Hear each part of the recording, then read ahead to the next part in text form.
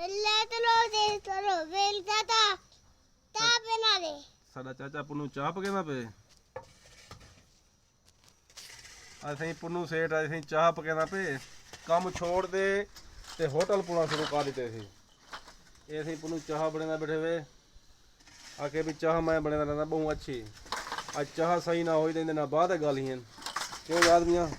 ਸ਼ੀਆ ਸੀ ਅੱਜ ਸਵੇਰ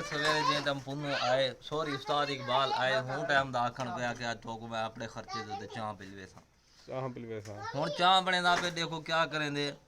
चाह सही बढ़ती है खराब बढ़ती है ये वाला चाह पीवन के बाद तो से सुखी में नहीं चाह ही अगर चाह सही ना होई तो वाल जुर्माना क्या है इनते वाले चाह दा जरा खर्चा थे पे वो भी भरे सी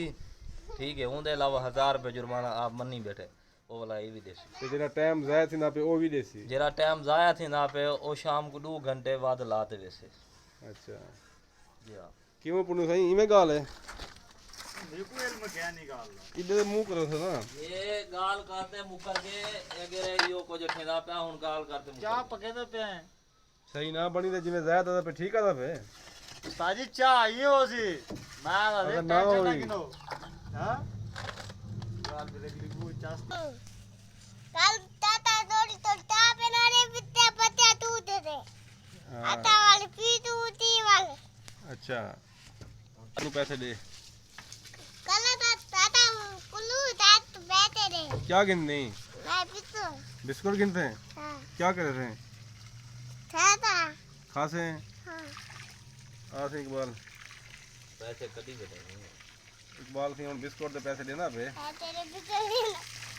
और को मिल गए ना यार थोड़े ना देना मैं सारे ने मंगवे नहीं ना सारे अरे यार मेरे तो क्या मुद्दा पे गया करो नहीं यार चाह जो पी लेंदा पी चलो बिस्कुट भी तो नाल होवे ना जो चाह पी लेंदा पे बिस्कुट नाल होने चाहिए यार असा जला पिले ने असा सारा कुछ गिना के दे ते आज ये चाह पी लेंदा पे आज बिस्कुट नाल मंगवावे जी नादर भाई अस्सलाम वालेकुम वीवर क्या हाल है ਤੁਹਾਡਾ ठीक है वे ਅਸੀਂ ਪੁੰਨੂ ਸੇਠ ਚਾਹ ਬਣਾਉਣਾ ਪਿਆ ਤਾਂ ਸਾਨੂੰ ਘੰਟਾ થઈ ਗਿਆ ਤਾਂ ਬਹਿ ਗਏ ਹਾਲੀ ਚੱਕ ਚਾਹ ਤਿਆਰ ਕੋਣੀ થઈ ਤੇ ਚਾਹ ਤਿਆਰ ਥੀਂਦੀ ਹੈ ਵੱਲ ਤੱਕ ਦਿਸੇ ਨੇ ਚਾਹ ਪੀ ਕੇ ਤੇ ਕੰਮ ਅਸਾਂ ਸ਼ੁਰੂ ਕੀਤੀ ਖੜੇ ਸੇ ਵੱਲ ਹੁਣ ਵੀਡੀਓ ਬੜੇ ਸੂ ਅਸਾਂ ਅਗਲੀ ਕਿ ਜਿਹੜਾ ਕਾਲਬ ਕਰਨੇ ਭੀਮ ਦਾ ਵੀ ਭੀਮ ਦਾ ਕਾਲਬ ਦੇ ਭੀਮ ਕਿਵੇਂ ਵਧੇ ਸੂ ਕਾਲਬ करे ਸੂ ਭੀਮ ਵਧੇ ਸੂ ਭੀਮ ਭਰੇ ਸੂ ਤਾਂ ਕੋ ਸਾਰਾ ਕੁਝ ਦਿਖੇ ਸੂ ਤੇ ਪੌੜੀ ਲਿਖਣੀ ਹੈ ਪੌੜੀ ਲਿਖ ਕੇ ਤਾਂ ਉਹ ਵੀ ਲਿਖੇ ਸੂ ਕਿ ਪੌੜੀ ਕਿਵੇਂ ਲਿਖੀਂਦੀ ਹੈ ਤੇ ਕਿਵੇਂ ਪੌੜੀ ਦੇ ਵੰਡ ਕਢੀਂਦੀ ਹੈ ਪਮੈਸ਼ ਚਾਹਤੀ ਸੀ ਉਹ ਵੀ ਤਾਂ ਕੋ ਲਿਖੇਂਦੇ ਹੈ ਉਸ ਤੋਂ ਬਾਅਦ ਪੌੜੀ ਦਾ ਚੱਕਾ ਪਹਿਲੇ ਨਿਕਲ ਸੀ ਉਹ ਚੱਕਾ ਕੱਢੇ ਸੂ ਉਹ ਤਾਂ ਕੱਢੇ ਸੂ ਵੀ ਚੱਕਾ ਕਿਵੇਂ ਭਰਿੰਦੇ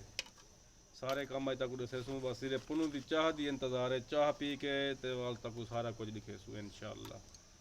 ਤੇ ਬਾਕੀ ਜੇ ਰਹੇ बाकी सारे चैनल को सब्सक्राइब करो लाइक करो शेयर करो मेहरबानी करो कि सारे सब्सक्राइबर इतनी को नहीं बढ़ते पे तो लाइक किता करो शेयर किता करो अल्लाह हाफिज़।